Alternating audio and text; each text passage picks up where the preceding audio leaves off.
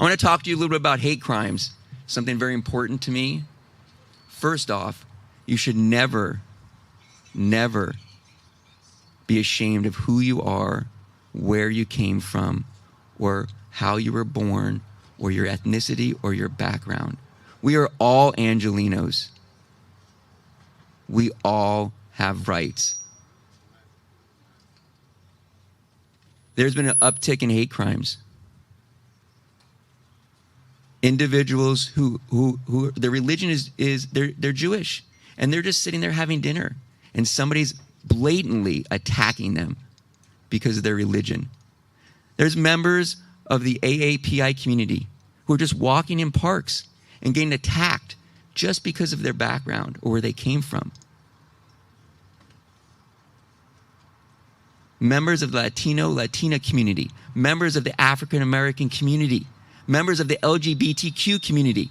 All of these individuals should not feel scared or afraid to walk out their door, to go to the park, to walk to the store, that somebody's going to hurt them and attack them just because of who they are and how they were born.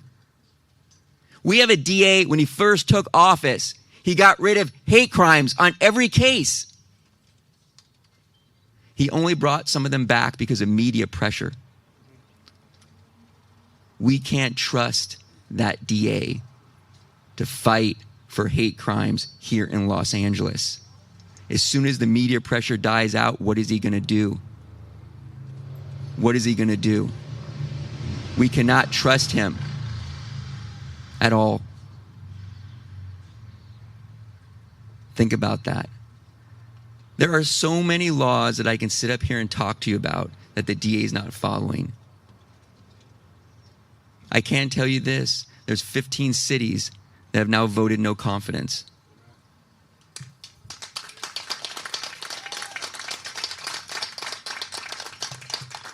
And we're getting more.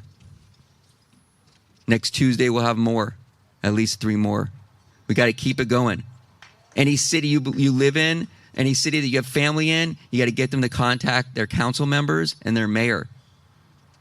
There are so many smaller crimes, criminal threats, resisting arrest, solicitation for prostitution, disturbing the peace.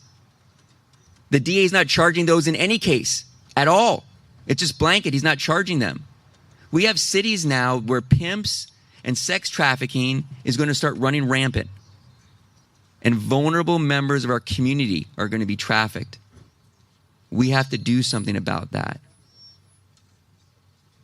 We have to do something about that. Amen. People say to me, why am I doing this? Why am I doing this?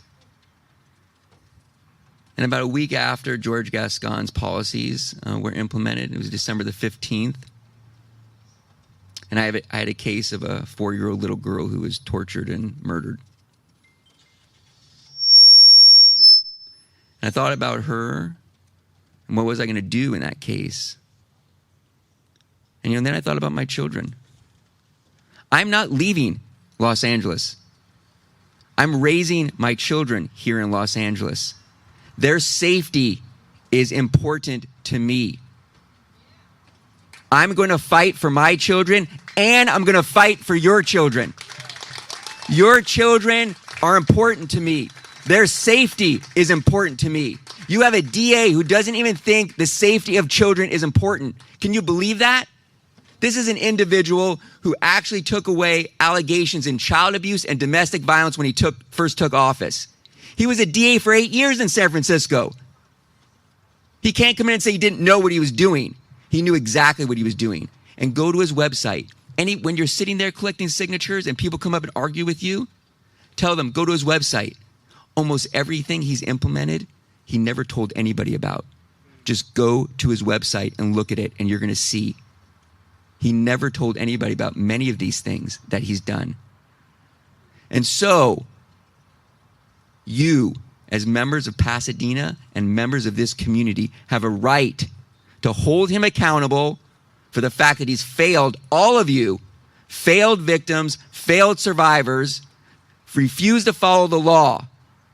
And now you all have a right to recall him and get him out of office. And I'm going to ask that all of you join together and take your community back. Thank you so much.